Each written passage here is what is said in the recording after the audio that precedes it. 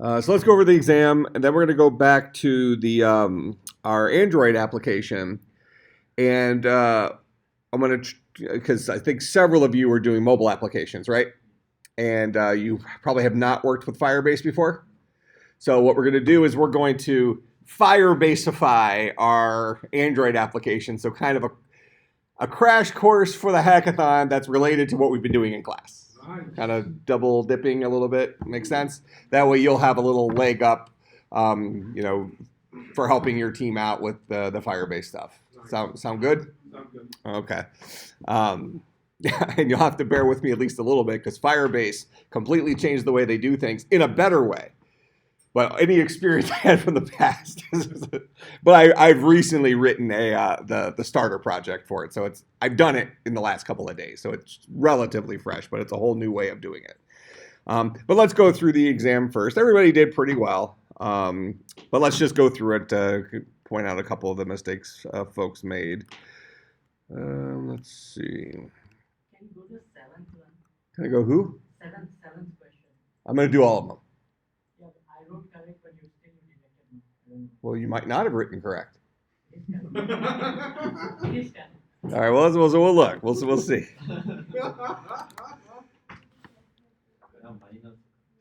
Everyone got mine out of that question. Was that the two's complement one? Yes. So I think everybody wrote it as 16. The people who missed points wrote it as the 16-bit value, right? So you had a bunch of padded ones in the front. Well, that will end up being a different. Actually, hold on. It won't be a different value. It is there in that book also. 0. Well, no, I mean it's not. It's not the most efficient way of representing it, but it actually will be correct because we'll subtract 1, then we'll flip all the bits, so all those leading ones will become 0, so it won't change the magnitude of the value. Yeah. And then the first one makes it a negative. Yeah, it actually will work. And that's how it will be there in a real. If you had a 16-bit register. Yeah, that's. In real 32 bit. Yeah. So, but I mean, I guess when I was writing it, I was kind of thinking that, you would give me like the most efficient version of the two's complement of that. But I mean, you're right. If this was thrown in a 16-bit register, it would pad out. So that's true. So I'll take a couple more points off.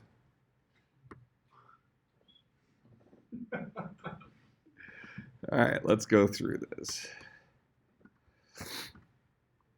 All right, first one, and we're going to go through it relatively quickly so we don't spend a bunch of time on this. Low level versus high level. So low level languages, one-to-one relationship with the CPU. High level languages, one-to-many relationship with the CPU. Low level languages are less human-like, less of a power tool, blah, blah, blah, whatever. All right, so convert this giant number from binary to decimal. So all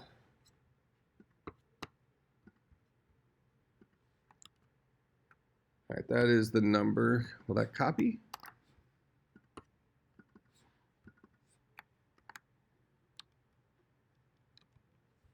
I guess no. All right, so actually I could probably do it this way. 11011 0001. All right, so we're converting this from binary to decimal, right? So this is the ones place. So we have a 1 in the ones place plus 2 4s, 8s, 16s, and 32s. So 16s plus 32 plus 64, 128, 256.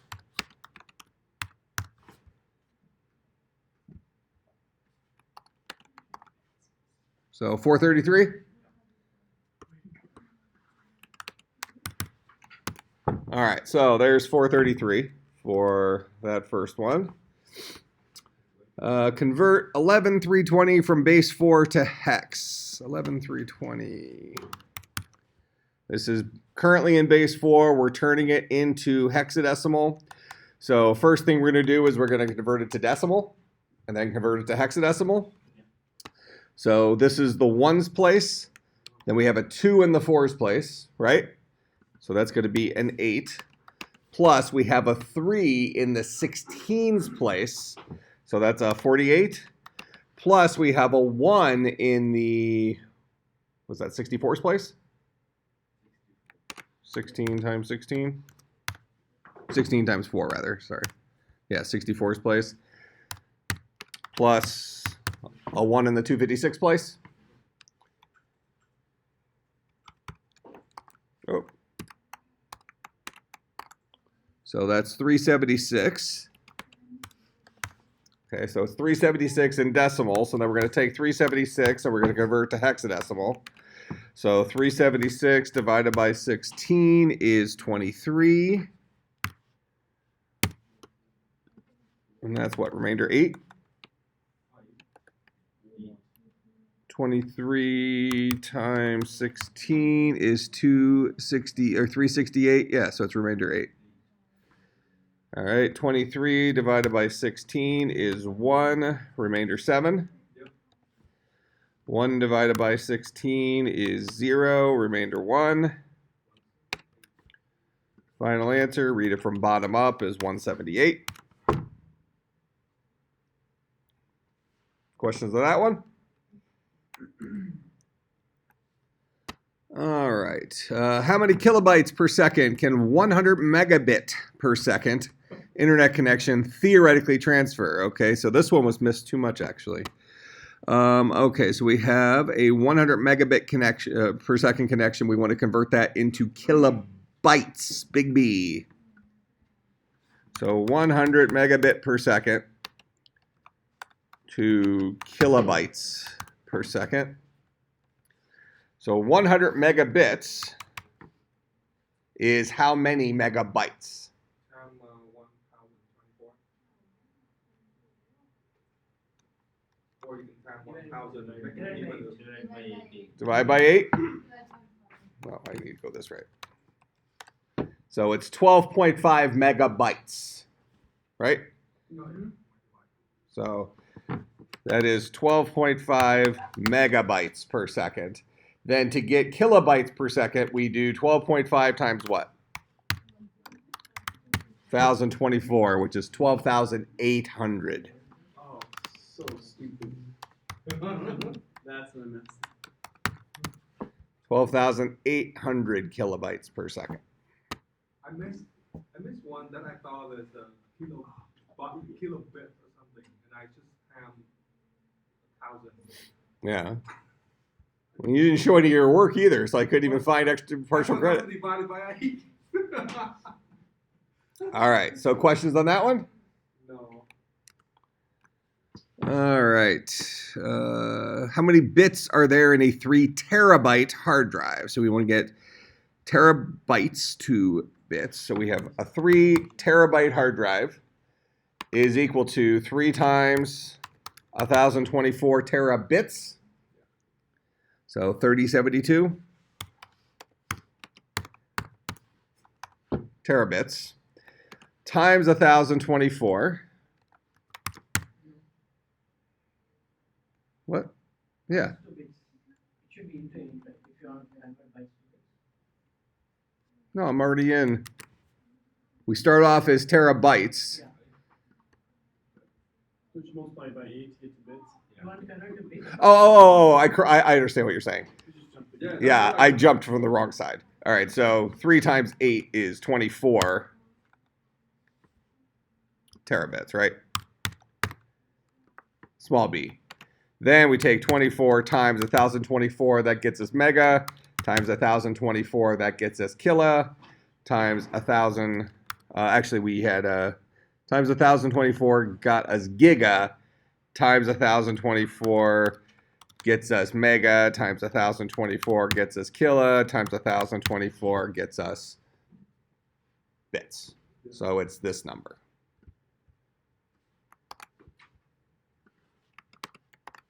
That guy. All right. 6. Why is the 2's complement the preferred method over 1's complement and sine and magnitude, blah, blah, blah. So sine and magnitude and One's complement both have double representation for 0. We have a plus and minus 0. Two's complement doesn't. All right, so something along those lines. Next one, what is the two's complement of the binary representation? What is the two's complement binary representation of negative 1328? All right, so negative 1328. So the first thing we're going to do is we're going to convert 1328 into binary, right? So we're going to divide this guy by 2. 1328 divided by 2 is 664. Remainder 0. 664 divided by 2 is 332. Remainder 0. 332 divided by 2 is 166. Remainder 0. 166 divided by 2 is 83. Remainder 0. 83 divided by 2 is 41. Remainder 1. 41 divided by 2 is 20. Remainder 1. 20 divided by 2 is 10. Remainder 0. 10 divided by 2 is 5. Whoop. Is 5. Remainder 0. 5 divided by 2 is 2. Remainder 1. 2 divided by 2 is 1. Remainder 0. 1 divided by 2 is 0. Remainder 1. So the binary version of this is, we read it from bottom up, is 1 0 1 0 0 1 1 0 0 0 0. Okay? So that is the binary version of 1328. So now we take the ones complement of this guy, where we flip all the bits. So this is 0 1 0 1 1 0 0 1 1 1 1. Right? All right, then the twos complement version of that is we add 1 to this guy. So this is going to be 0 1 0 1 1 0 1 0 0 0 0. Like that.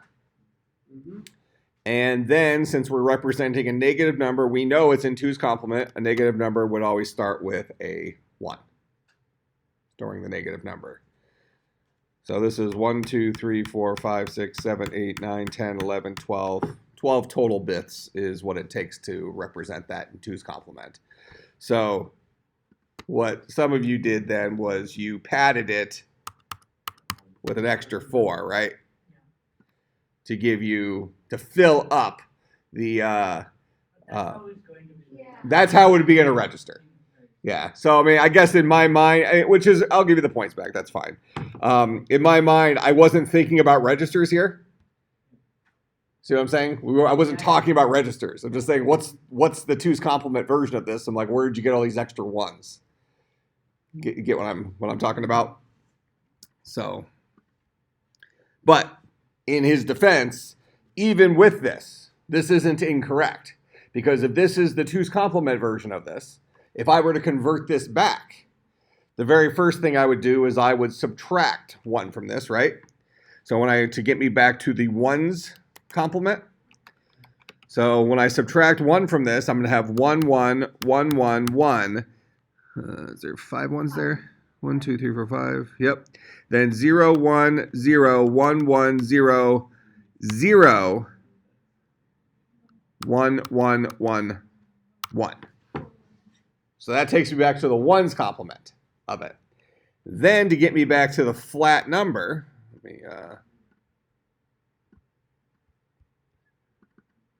then I flip the bit. So this is 0 0 0 0 0 1 0 1 0 0 1 1 0 0 0 0. Yeah, so it's the original number, and all those ones became padding of 0, which is not a problem. Yeah. So message me on Slack. I think I take off 2 points for a couple of people. So message me on Slack and I'll give you those back. So the point is, I was thinking that this isn't in a register, but the point is, it doesn't matter. You could have put 5,000 ones in front of it and it wouldn't have changed the value. Okay. Next one, convert woot from base 36 to binary. All right, this one is going to suck. So, so I'm going to start. Give 32? Huh? Your intention was to give 32 instead of 36? No, 36 is fine. I thought maybe 32 will be easier. No, match 32 would have been enough. Yeah, It 30. would have been easier because it's power of 2. Oh, yeah. It would have I been. thought maybe by mistake you Yeah, did no. it. I meant for it not to have a trick. Okay. But the sucky part of this, I have to do the map for the, yeah. Okay.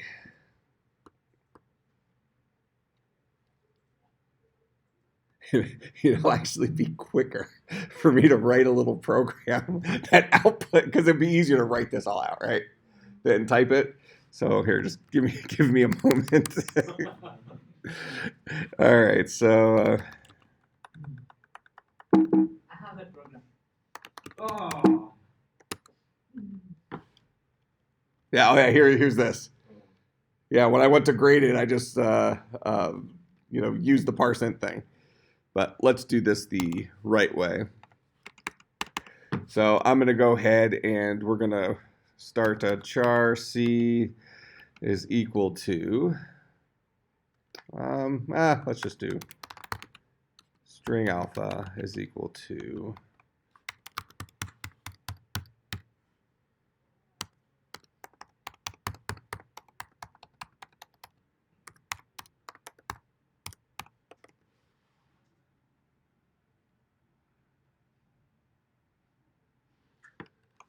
okay, like that. And then I'm going to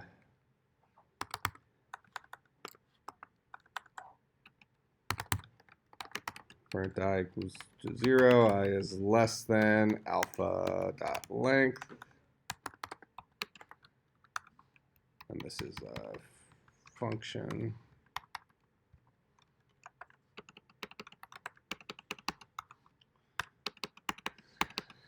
I'll do a system.out.print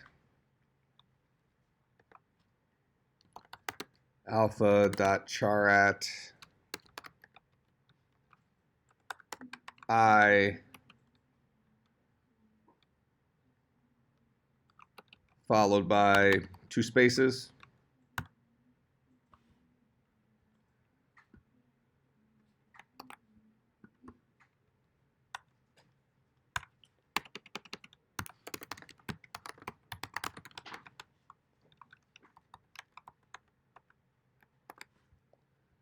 All right, then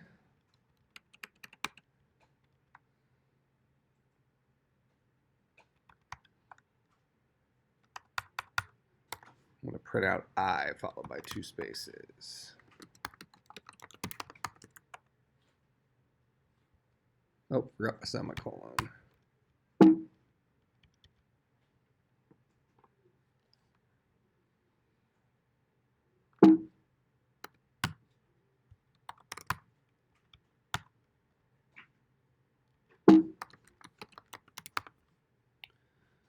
All right, so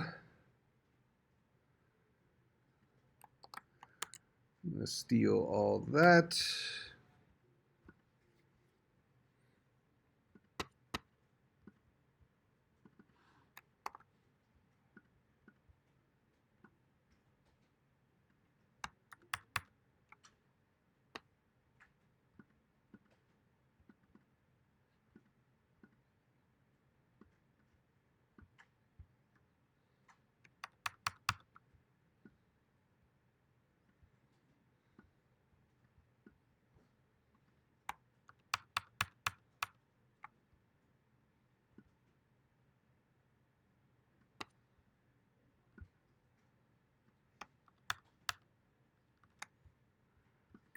Okay, so that's the 0 through Z. Then should be able to get these guys to match up, I think.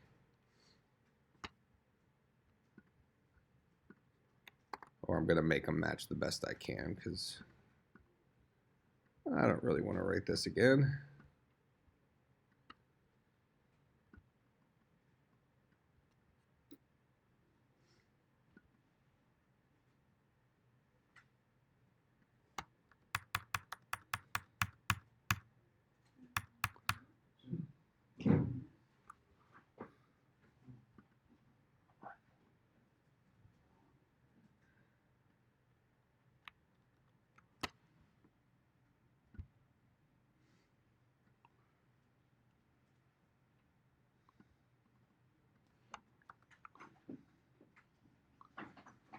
All right, I think that's close enough to make it work. So let's just go with that.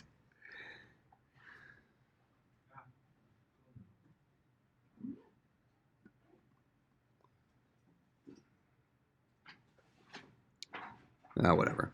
All right, so we're converting woot from base 36 into, what did I say, base, into binary. So we're going to convert it to base 10 first. So I'm going to rewrite woot with the equivalent values. So a W is a 32, followed by 2 O's.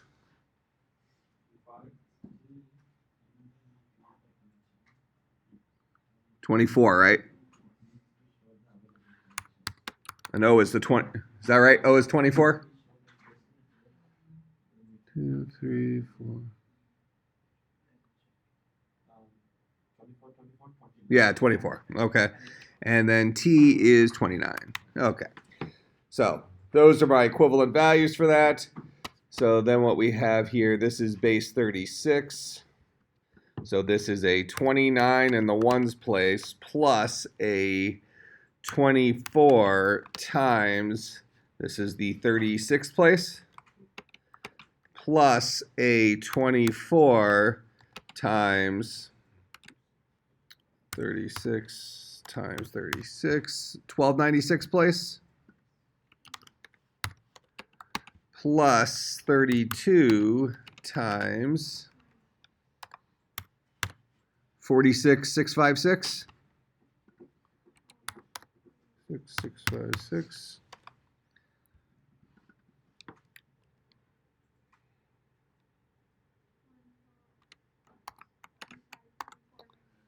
So this guy.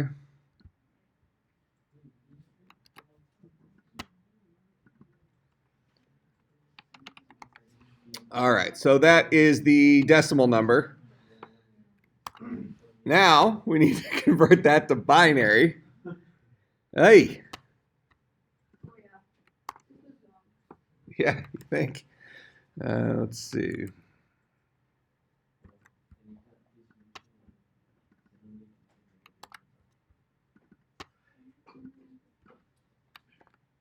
Why is it doing that there? 1524.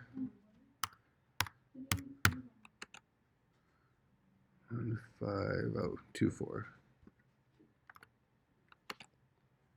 989. Divide by 2. So 1524989 divided by 2 is 762,494. 762,494. Remainder 1. So 762,494 divided by 2 is 381,247. 381,247. Remainder 0.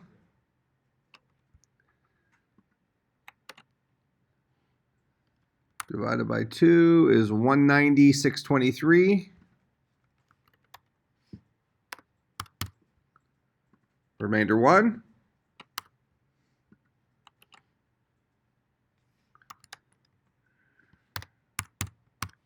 Divided by 2 is 95,311. Remainder 1.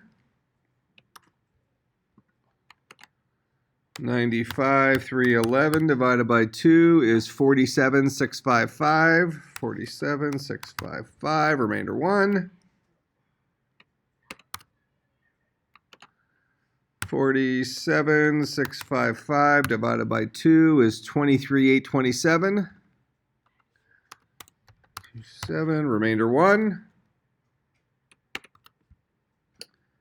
23,827 divided by 2 is 11,913. Remainder 1. 11,913 divided by 2 is 59,56. 59,56. Remainder 1.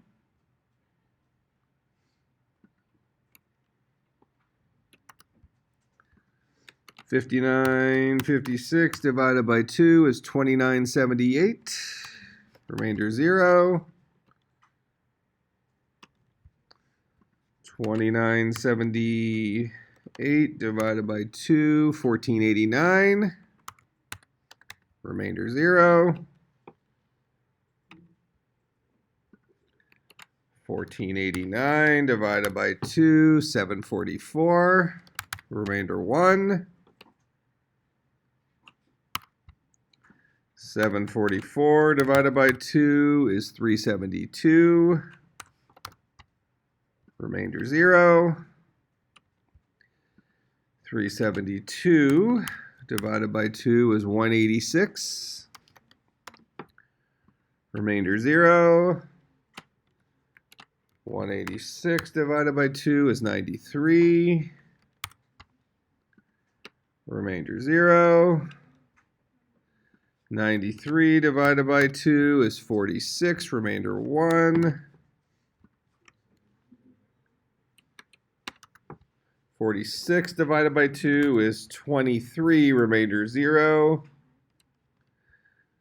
23 divided by 2 is 11. Remainder 1. 11 divided by 2 is 5. Remainder,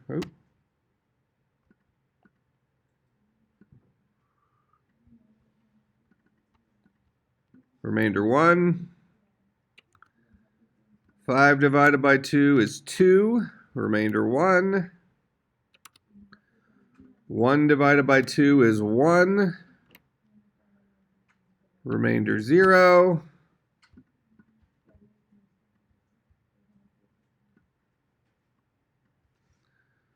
1 divided by 2 is 0. Remainder 1.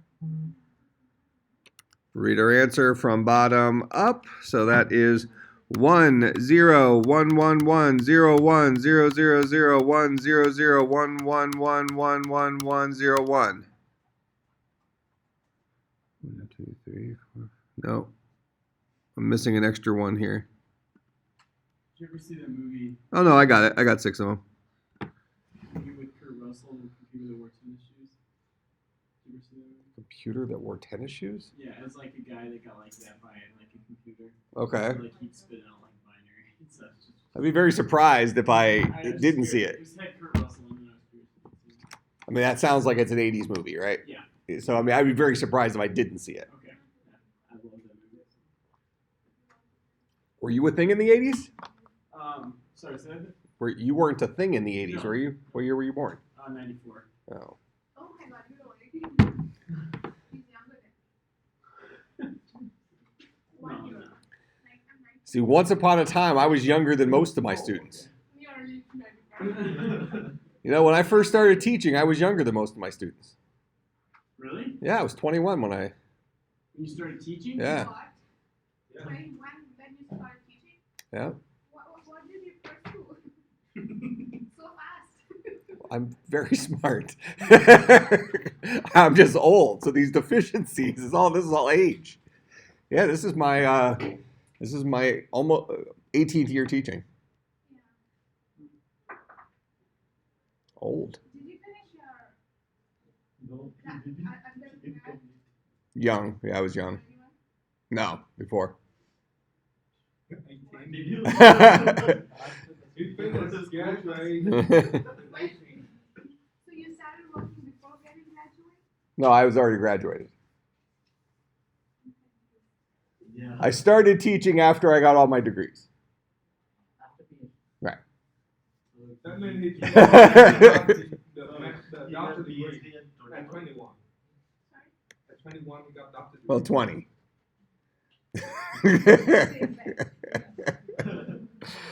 All right. So convert 13,671 from decimal to base 13.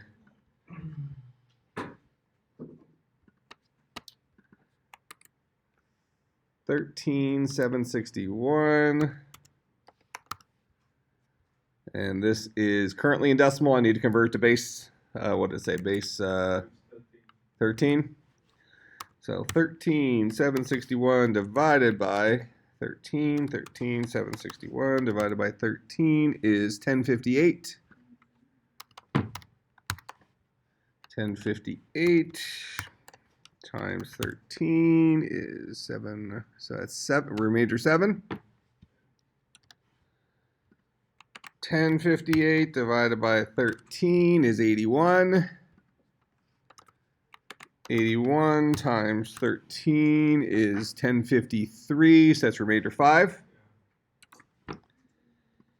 81 divided by 13 is 6.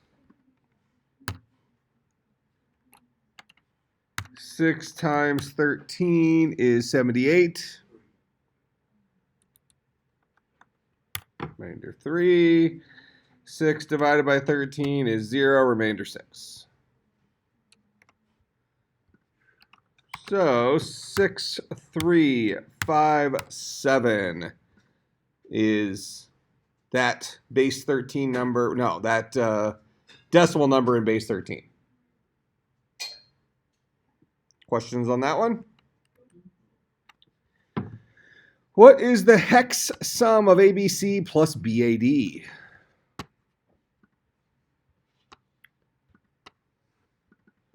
ABC, BAD. Let's rewrite these as their decimal numbers. So this is going to be a 10, an 11, and a 12. And then this is going to be an 11, a 10, and a 13. All right. So 13 plus 12 is 25. So, 19. right? 13, 23, 13, that's 23, 24, 25. No, it's 25. I'm saying in hexa it is 19. Hexadecimal. Well, yeah, but there is no 19 in hexadecimal. Yeah. In hexadecimal? No, 25 is the decimal value. Correct. Equivalent. Its hexadecimal equivalent of 25 is 19. It's 9 with remainder of 1. Yeah. Yeah. So I'm going to write a 9 down here. And we're going to carry the 1 up here. So now 11 plus 10 is 21, plus 1 is 22. So that's going to be a 6, carry the 1. 11 is another 22, right? So it's going to be another 6, carry the 1, and then a 1. So 1669. That's the answer in hex.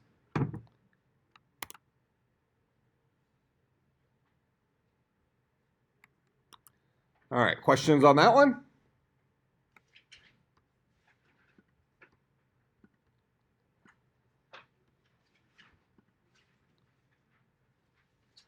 A, B, C, B, A, D.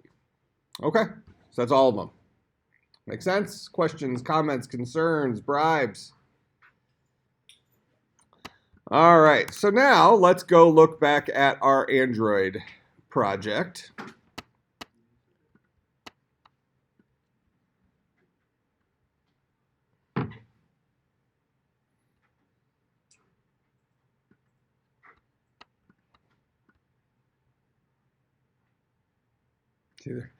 They're looking up what's the youngest you can get your PhD. I got my PhD when I was 26. I started teaching when I was 21. I just finished my master's. So I got through school pretty quick, but I didn't get my PhD. Actually, it took longer on my PhD because I was teaching. I worked on my PhD part-time. So I did my PhD in, Did you have school at 20? huh? Did I started teaching at the school I just finished at. So it was a semester after the summer after it was over. And then I started working on my PhD then, but I was only taking classes like part-time because I was teaching full-time. But it all worked out. I'm still old. But you are teaching class when you're 20 and Yeah, a lot of my it's the same like this? yeah, a lot of my I was teaching grad classes. So a lot of my students, I was teaching undergrad and grad classes. So a lot of my grad students were older than me. Yeah, I know, but you're teaching just technically just the same with it. Recording and talking in front of class and doing anything in front of class. Well, yes, but so this is in the year 2000. We didn't really do screen captures like this in 2000. I had a chalkboard in the big lecture hall I taught in that had 3 levels. So I'd write code on this chalkboard, then I'd send that board up to the top and start writing on the next one and send that up and then recycle the boards. So you had to work with these 3 different boards, sending them up. Yeah, we still had chalkboards, no dry erase boards yet. Yeah. That'd be fun. Yeah, I wish. Yeah, these weren't a thing.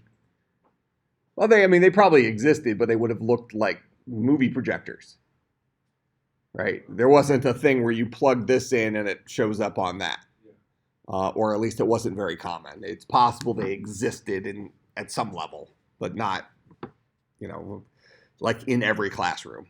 We have them now. Okay, so I'm going to leave this guy open. I'm going to close this guy. Let's start off by, let me do this. So I'm going to go and open one of our projects. So we're going to open our 548 ARM-Sim. So I'm going to kind of go back and forth between the Android sample application and this guy, and then we'll interweave them and we'll talk about, let's just see where we had left off in our ARM-Sim for my own.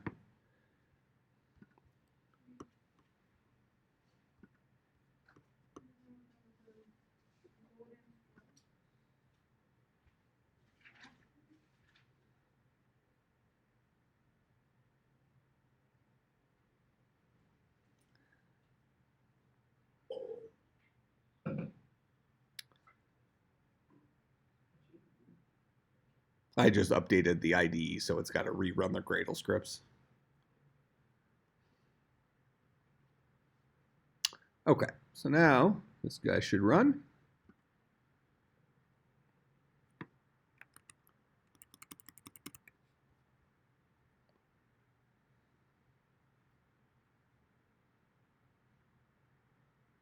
Big money, big money. All right, there we go. So right now we have this only running, do we just have one line or are we allowed to write multiple lines in here? Only works for one line. Oy. Okay, so let's integrate this with Firebase and then expand this to allow more than one line. That would kind of make some sense if we're going to store this in a database. Okay, so first thing I'm going to do is in my my project here, Firebase is a Google product. Android Studio is a Google product. Android is a Google product. So lucky for us, it's all been integrated into Android Studio. So you just go up to Tools, Firebase, and that's going to open up the Firebase Assistant over here. And the thing, so Firebase is really Google's cloud computing platform now. It used to be called App Engine, and then they bought Firebase from a third party, and now they've kind of integrated everything together. So Firebase is all their stuff. So it supports analytics, it supports cloud messaging for like push notifications, it supports authentication, real-time databases, which is 90% of the time you use Firebase, you're probably going to use it for real-time databases. Storage, so if you want to store images and things like that, you can do that. Some of these other things are less about development and more about here's advertisement stuff, whatever. Okay, so we're interested in real-time database. All right, so I'm going to go ahead and click on that. And then we're going to save, we're going to click on save and retrieve data. And it's going to kind of take us through a tutorial. But what it cares about at the beginning is we need to first teach our app how to talk to Firebase. Okay? Now, I'm making the presumption here that we are not connected to Firebase at this point. If we were, we'd have a little green check mark here. So I'm going to say, let's go ahead and connect to Firebase. Okay, so it's going to show up like this. And it's showing that I'm signed in. My other account already was maxed out on Firebase databases. So I'm logged in one of my other Gmail accounts. So this thingful.com thing. It shows me I have 2 other Firebase projects in there. So I have dungeons and data structures and also this thing called WoW Lockout. So if I already had an existing database and I wanted to link it to this guy, I would click here and then select my database.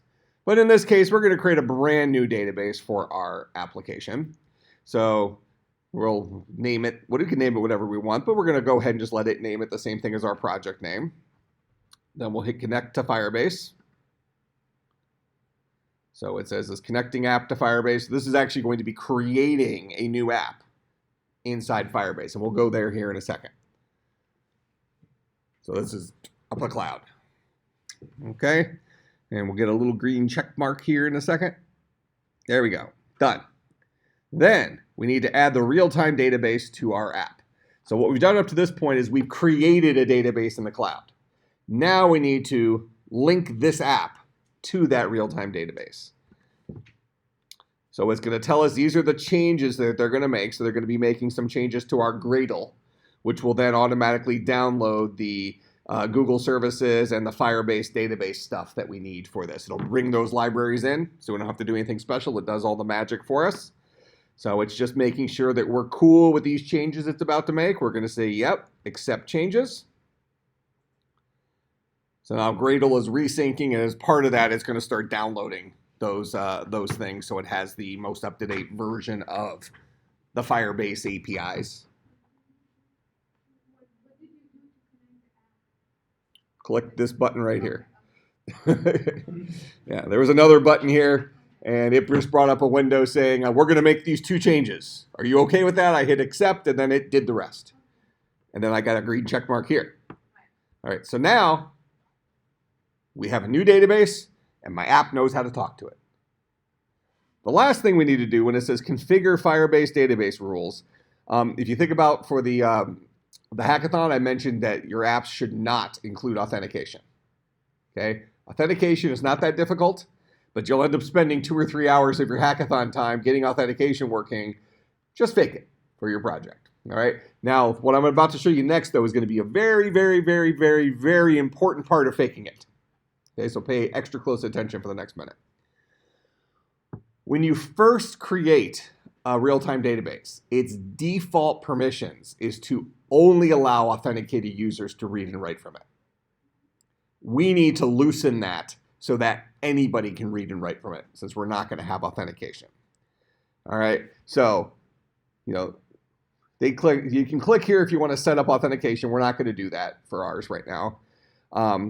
But then we can configure our rules for public access. So if we click on that, it's going to take us to the screen. It's going to show us the little JSON thing. So we want public access. We would have something like this that we're going to put in there. But we actually don't need to copy this because we'll see that Firebase does this, will do this for us. So I'm going to go ahead and go to my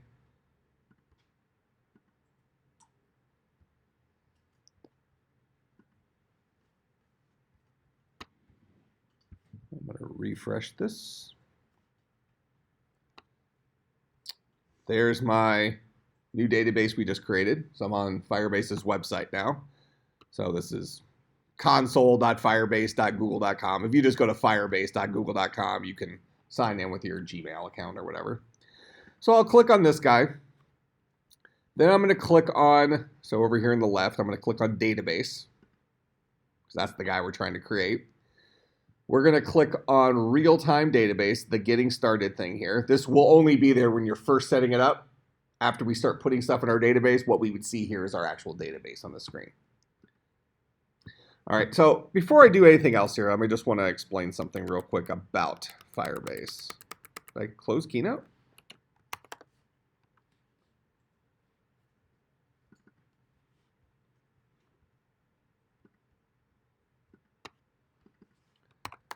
Okay, so Firebase is a NoSQL real-time, I'm going to call it data store, because that's what they typically are called anymore. So this guy is not a relational database. So when we talk about relational databases, give me some examples of relational databases. MySQL, Oracle, SQL Server. What's the goal of a relational database? Okay, it's organized as tables, but why? What's the real goal? Because you have public keys, you have primary keys, you have foreign keys. What's the whole goal of a relational database? Isn't it to analyze the data that you have or pull it? That's probably the goal of any database. But relational databases specifically, and this really has more to do with when they came out, have one overarching goal for how they want to store the data. Oh, securely? Probably all of them are going to be secure. Let's say that relational databases started becoming popular in the, let's say, 70s and 80s. Use that as anything going on with technology in the 70s or 80s that might have been a concern? Storage, memory. So relational databases, their number one goal is to minimize your data footprint. Do not duplicate data. Okay, that's the whole thing with relational databases. Today, we don't have that problem. Now, relational databases are still very popular today, right? Oracle's probably the fastest database in existence, but whatever. You have these top tier, whether it's Microsoft SQL Server, Oracle, DB2, which is an IBM product. These are all fast databases. Okay? But the database administrators, maybe when they're designing those databases, don't necessarily focus so much on data footprint. They maybe take some shortcuts to allow there to be more speed. So kind of our newfangled types of databases are these things that are kind of generically called data stores. Firebase is one of these. It does not care about how much data storage is happening. It's probably duplicating your data 50 times in the background. All right, that way it's on a whole bunch of different machines so that when you request that data, it goes to whatever machine is currently least busy to serve you that data. All right, so that's one aspect of Firebase and also other modern data stores. This is a free account, right? Free. Yep. Is there any storage limit? There is. So by default, if you go to their website, they have, I'll click on it down here. So we have the free, this is $0 per month. I think it's not there might be a storage limit, but I think the bigger thing is how many transactions per second. Yeah, so you probably couldn't make a real popular commercial product with this without upgrading it to one of their plans that allow, but you get quite a bit of runway with the free version of it. All right, so that's one side of it. Now the other side, this real-time data store aspect of it. This part is actually the part that I think is the coolest. Because from a programmer's perspective, I don't necessarily care how the database is implemented under the hood, right? That's more of a database research person's cares. From my perspective, a database is a tool. I'm going to use this thing to store stuff. Okay? And as long as I can conveniently store stuff, I don't care how efficient or inefficient it is. Unless I'm doing something that needs to be very efficient and it's not efficient enough. But most of the time, I'm not going to care. But what's really nice about a real-time database is how we interact with this. So let's think about, we have two applications sitting here. Now let's draw that picture. All right, so we have our database. And then we're going to have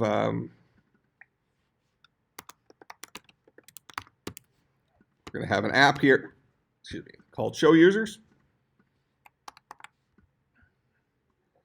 And another app, maybe called Add Users. Let's say these are iPad apps. Just keep it modern. All right. So you're at a conference somewhere, and there's a booth, and they have two different iPads sitting there.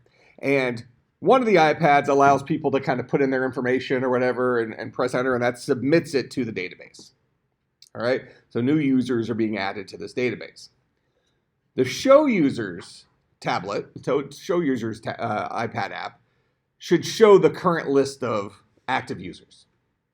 Okay, so that means whenever a new user is added to the database, this guy should, sooner rather than later, show that new user on his list. Make sense? Now, historically, the way this would have worked is this app over here, the Show Users app, would have had to pick how often it's going to check back in with the database to get the updated list of users. So maybe he says that once a minute is good enough. So every minute, this guy's going to hit the database, pull down the new list of users. A minute later, he'll do it again. A minute later, he'll do it again. So that means if somebody over here put in their new user information, submitted it, it went to the database, they'd have to walk over here and wait a minute before they'd see it on this screen. Right? Okay. Well, so you could say, well, if you want it to be more real time than that, then maybe this guy checks every 1 second. That's going to be better from a data's available quicker perspective, but now you're using a lot more network resources as well as computing resources for this thing constantly to be checking the internet, checking the internet, checking the internet. That make sense? All right. So we would say that that model isn't necessarily that great of a model, but historically that was the model. What's nice about Firebase, so if we replace our generic DB and say Firebase here, this guy here can communicate to Firebase and say, by the way, Firebase, I am interested in knowing whenever your data changes. So he's going to set up a listener and tell Firebase that he wants to be notified when data changes. So now what happens is when this iPad app over here makes a change to the database, Firebase then goes and broadcasts that change to all of the listening clients. That makes sense? This guy does not need to keep checking in. This guy just sent Firebase the necessary information for Firebase to be able to effectively text him, right? Send some information to him when that database updated, and then that becomes a callback here, which this guy can then process and do something with. Make sense? Now, what's really interesting about that is it makes things like chat servers much, much, much easier to write. And so we usually write a chat server in our systems programming undergrad class. We're actually doing that right now in that class. And what's interesting is, you know, we think of chat servers as being these things that have been around for a while, right? You know, old IRC chat servers or something like that, where you just go into a chat room and you type stuff and it's like kind of just a broadcast type thing. You know, think like Slack, right? You go into the 548 class and you're typing stuff, it's broadcast to everybody. Those kinds of things we think have been around for a long, long, long time. Slack's kind of put it all together in a single solution, but generally speaking, chat rooms have been around forever. So we have this concept in our minds that they're actually very easy to write. They are not. Chat servers are actually quite complex because you have to have this, like basically a multi-threaded or a multi-processor type of server that accepts incoming connections, creates a new process or a new thread to deal with that particular guy, goes back and listens for another connection. When this guy receives the message, he has to broadcast that message to all the other connected sockets to the server. There's quite a bit of stuff going on. So in a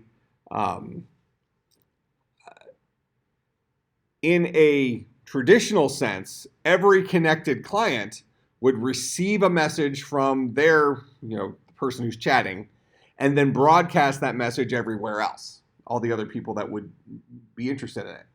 In this model with Firebase, all the clients register with Firebase and say, I'm interested in knowing new messages when they appear.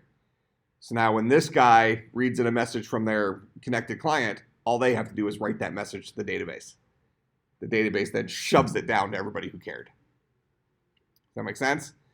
It actually makes the model way easier. And you put the, several things happen there. You put the onus on the database to push this out. Now, let's think about what's going on there, though. That means that the Firebase database might have outward going connections to thousands and thousands and thousands of simultaneous computers, right? That have registered for various events. Well, that's a lot of computing power, isn't it? So we've kind of flipped the thing here. Historically, we would have said, if we look at, we have two things going on here. We have bandwidth and we also have computing power. So historically, we maybe would have said something along the lines of, let's think about it from like a web programming perspective. If you have a web form that's taking in a username and a password, typically you would validate that web form, making sure the username and password were entered in or were in the right format or something like that before you ever sent it to the server. You would do as much checking and stuff locally before you put any additional burden on the server, correct? Because the idea would be as well, if you're one of 3 users for the server, it probably doesn't matter. But if you're one of 3 million users for the server, that might put undue stress on that server. Well, Firebase is basically saying, bring it. Any client that wants me to let them know about events that occur on your database, just let me know. I'll reach out when things change. So the powers have shifted, right? So effectively, Google is saying, we have so much computing horsepower that we will take that responsibility on because it makes your apps better. But that's the performance you're paying for. So if you turn this cloud computing on, okay, now your cloud computing isn't just data storage. It's also compute power if you want to use their CPUs to do stuff. It's also long-term data storage. It's also short-term data storage that might have more speed associated with it. Several different things. There might be machine learning stuff now that's become a big deal. So they have all these different APIs that plug into their basically array of computing power.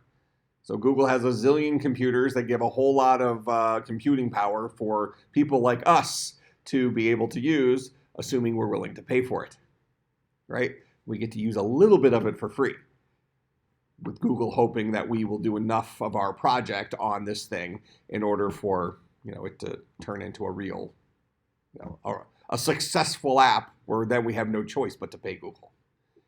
It's kind of the idea. All right, so do we have a pretty good idea then what Firebase is, how it works, blah, blah, blah? Okay, so now we've connected our app to Firebase. So this guy now knows how to talk to Firebase. In fact, let's actually take a quick 10 minutes before I start in with how Firebase works. So no longer than 10. Let's come back in 10 minutes, run to the bathroom, whatever, and then we'll start talking about how does an app talk to Firebase.